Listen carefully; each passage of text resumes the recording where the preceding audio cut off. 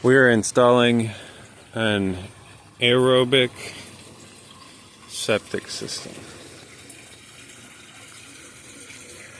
Okay, it's different than a conventional anaerobic septic system because it utilizes aerobic, that's oxygen consuming bacteria, to break down sewage, in addition to anaerobic. So it's got three tanks to accomplish that. The first one is your conventional trash tank. It utilizes anaerobic bacteria to break down sewage.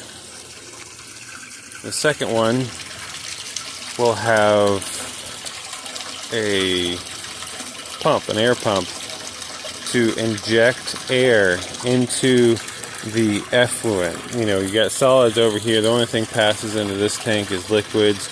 So it's injecting air up through your sewage, the effluent sewage, in order to cultivate the growth of aerobic bacteria that will then break down the sewage even further. And then once that's done, it passes into the chlorinating tank. So there'll be chlorine here. It gets added at a certain rate, and it chlorinates the water to kill all the bacteria. There's a pump down there which will then pump it up down into that purple pipe. Then goes to sprinkler heads. It gets sprinkled on top of the ground instead of being leached into the ground. Now, the reason someone would do an aerobic septic system is because their soil is not suitable for a conventional system, or it's not cost effective. Because